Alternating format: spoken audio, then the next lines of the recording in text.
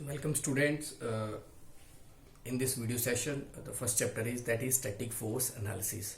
So in this chapter we will discuss the various concept of static force on the different bodies. So we can start with the basic definition of the static force analysis. So basically, if the magnitude or the inertia force is negligible as compared to the other externally applied force or load, and hence it is neglected, and the analysis of mechanism is called static force analysis.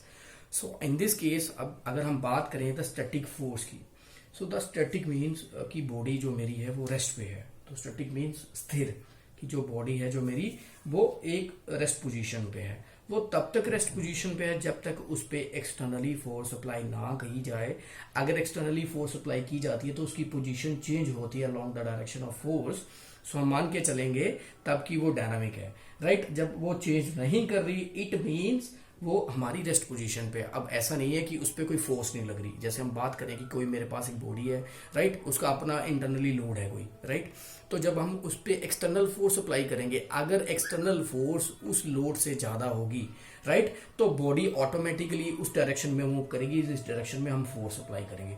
अगर उससे कम होगी, right, अब कम क्या है, अब कौन सी force है जो उस बॉडी की जो अपोजिंग फोर्स, जो एक्सटर्नल फोर्स को अपोज कर रही है, दैट इज इनर्शिया फोर्स. अब इस इनर्शिया फोर्स को हम क्या मान के चलते हैं, इमेजिनरी फोर्स. अब इनर्शिया फोर्स का जो कॉन्सेप्ट है that is imaginary force, force which when acted upon the rigid body to bring it into equilibrium position, its magnitude is equal to the accelerating force but opposite in direction. अब इस force की वजह से ही body मेरी rest position पे है. जब जो इनर्शिया फोर्स है, जो इमेजिनरी फोर्स है, वो एक्सटर्नल फोर्स से कम हो जाएगी तो बॉडी मेरी स्टैटिक पोजीशन पे नहीं रहेगी. हमारे पास एक एग्जाम्पल है, लाइव एग्जाम्पल है, दैट इज लिफ्टिंग डिवाइसेस. जितने भी लोड लिफ्टिंग डिवाइसेस है वो स्टैटिक वेट्स पे जो हम बात करते हैं वो इसी कॉन्सेप्ट पे कंसिडर की जाती है, राइट. सो जितना भी लोड हम लिफ्ट करते हैं जो स्टैटिक वेट लोड होता है, right, so that is very high as compare to inertia force. अब वो इनर्शिया फोर्स से बहुत ज्यादा होता है, इसीलिए वो मूव नहीं कर पाता. तो हम ये मान के चलते हैं कि वो रेस्ट पोजीशन पे है. अगर हम बात करें, if we take the example of IC engine, अब नेक्स्ट जो मेरा कॉन्सेप्ट है वो ये डायनामिक फोर्स एनालिसिस.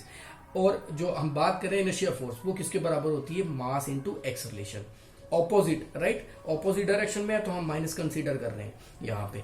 तो जो मैग्नीट्यूड होगा फोर्स का वो इक्वल होगा टू द एक्सेलरेटिंग फोर्स के बराबर.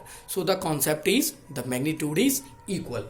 तो ये आपका 2 मार्क्स का क्वेश्चन भी बन सकता है, फॉर्मूला भी कोई पूछ सकता है आपसे. So next concept is dynamic force analysis, और you can also say inertia force analysis. In the inertia force analysis also consider along with static force. अब देखो इसमें थोड़ा सा कॉन्सेप्ट में ट्विस्ट है कि अब बोल दिया उसने कि इनर्शिया फोर्स के साथ हम कंसीडर करते हैं स्टैटिक फोर्स. कहने का मतलब उसका क्या है कि जब भी कोई बॉडी मूव करेगी, लेकिन उसकी जो पहली पोजीशन क्या होगी, पहली पोजीशन क्या होगी, बॉडी रेस्ट पे होगी.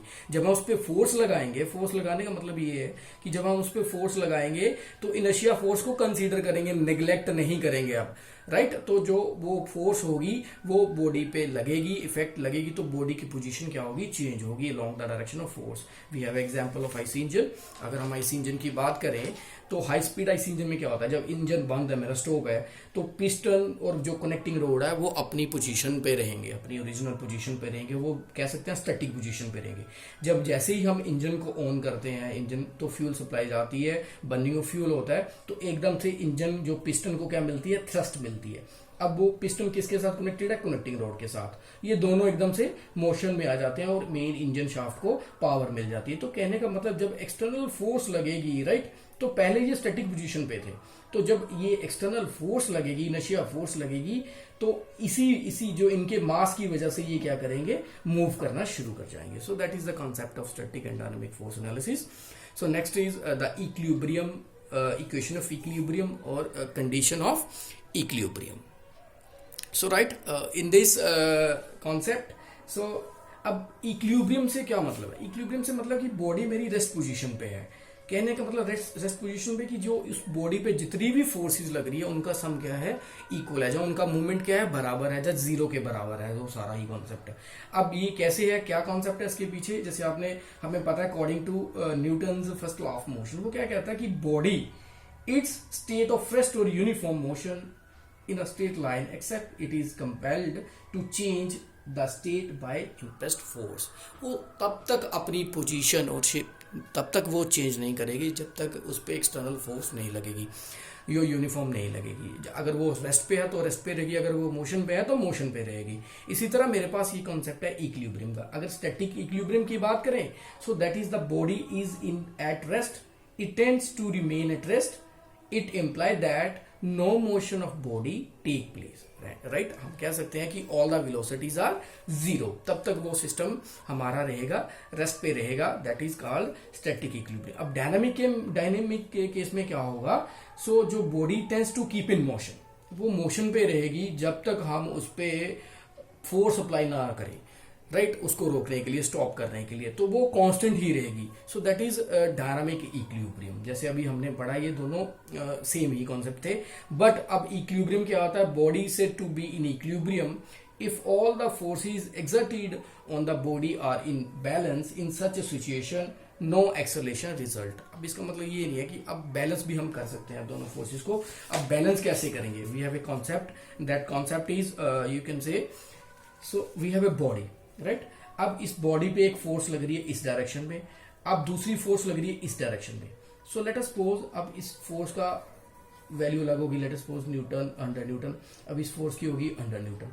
अब देखो दोनों का लाइन ऑफ एक्शन सेम नहीं है, तो सेम नहीं है, इट मीन्स हम इसको इक्विलिब्रियम में नहीं बोल सकते. अब दूसरे पास मेरे पास एक बॉडी है कि दोनों ही फोर्सेस वो क्या है? Opposite in direction, but line of action is same.